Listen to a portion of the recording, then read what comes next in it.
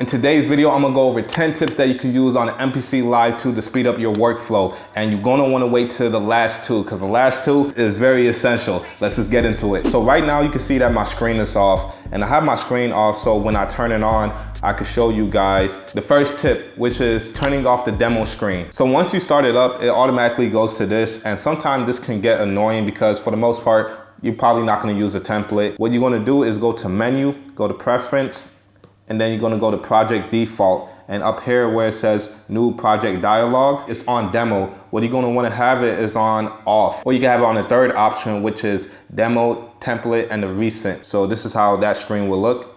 You see that it has all my recent projects, including the demo still, just in case you do like that option is there for you. And then you could go to empty project as well and start your own new thing. But usually for me, I like to have it off. So with it being off, I could just jump right into the project as soon as I turn on my MPC, and it will look something like this.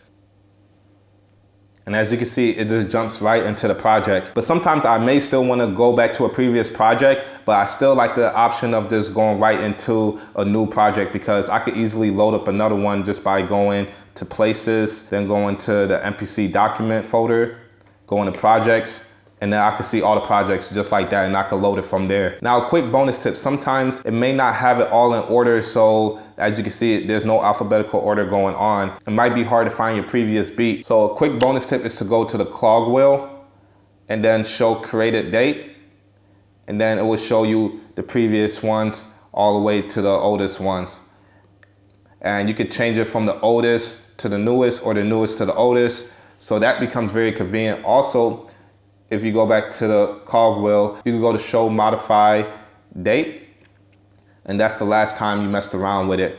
So you could choose between those two options. Now, probably you don't want to have to start from your project and then go looking through your folders like places, document, and projects just to get to the previous thing you was working on. So there is a faster way, and that's going to be tip 2. Folder shortcuts. Now with the folder shortcuts, if you look at the top right hand corner, you will have about 5 folders, and you could use it as, you know, quick access to the main folders that you always go to. So example, for me, I use the Unison drum kit a lot, and I have a lot of things that's on my SD card, but I have my drum kit in one folder. So I would just have to go to my drum kit, and then I would have to go to Unison beat, and then I will have to go to the drums within. Then I'll be able to play around with all these different drums. But that could be a little bit tedious. So the shortcut is to hold down shift and then click the folder at the top. Now let's say you land on this screen and you want to access your folder real quick. Just click the one that you started. Make sure you go to the samples, and that's going to load the Unison drum kit that I always use. And I also set up folder 2 for my drum kit that I made with my boy Pacino,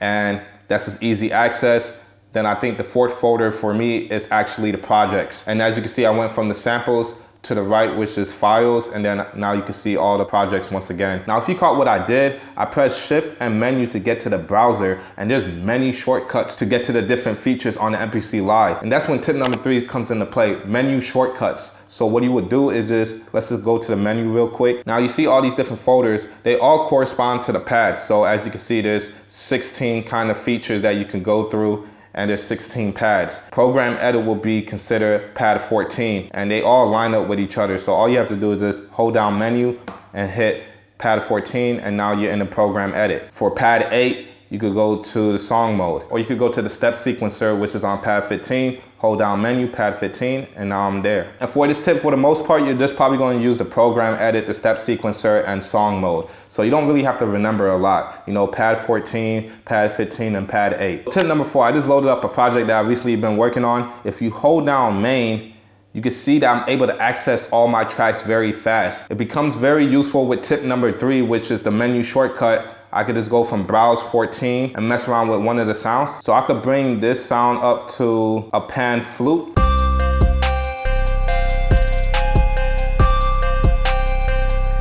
And let's say I quickly wanted to sound design the other sound. I could just hold down main, go to my bells, and mess around with that as well.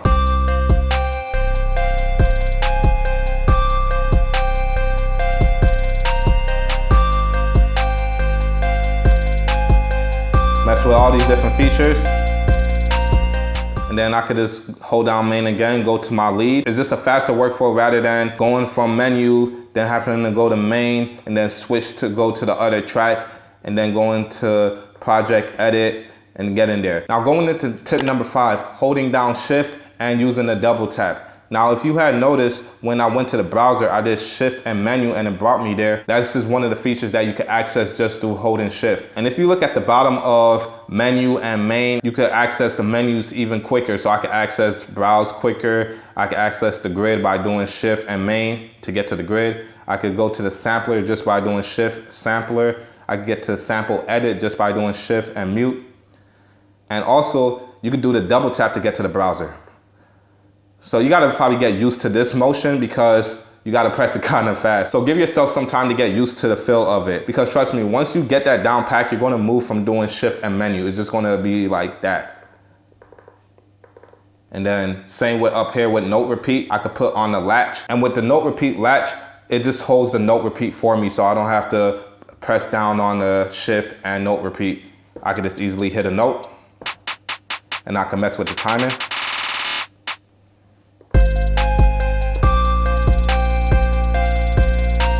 Now tip number 6 can be useful. It's called erasing in real time. So let's say I got the beat playing and I want to start over on my claps. Play the beat and hold down erase and hit the note that the clap is assigned to. Clap is on number 2. Hold it. Hold it.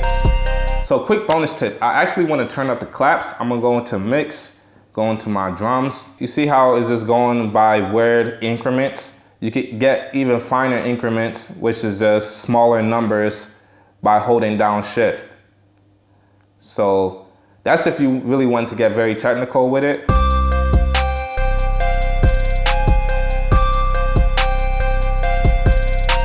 I be having a back and forth relationship with the metronome. Like sometimes I like it when it's on, record and play. Sometimes I don't. Sometimes when I'm just playing, I don't want to hear the metronome when I press play with the beat. What I usually do is just have it on record, but let's say I do want to play around and I'm not ready to record yet, but still want to hear the metronome, I could just hold down shift and play start.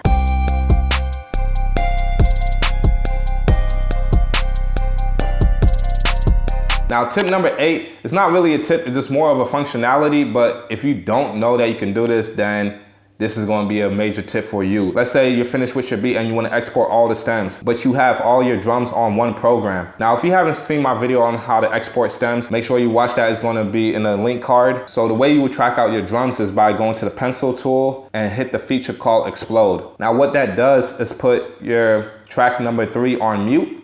And then if you scroll to the right, it's going to have the rest of your drums. Let's just solo track 8.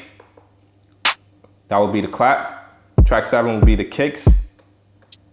Track 9 would be the hi-hats. So that's how you would track out your drums. Now, if you got this far, like I said, there's 2 tips that is a game changer. But before I get into the last 2 tips, I want to know what has been your best tip so far. Just leave a comment below. Now, going into number 9, this tip right here is retrospective record. I'm gonna just play a melody out without recording it.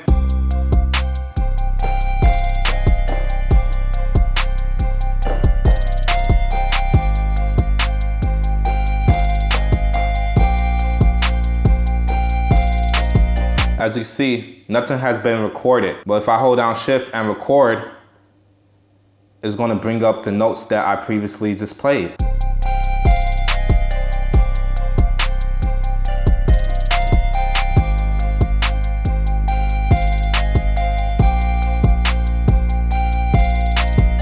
So any track that you played without recording, you could easily access your history by holding down shift and record. Tip number 10, this is more so if you're trying to get into performing, and this is called sample cycle. So I just loaded up a new project. I'm gonna find a quick loop. I'm gonna go to the Unison drum kit. Now, if you like how the Unison drum kit sounds, I'm gonna leave a link below so you can check it out. They have different kind of loops that you can find in this kit.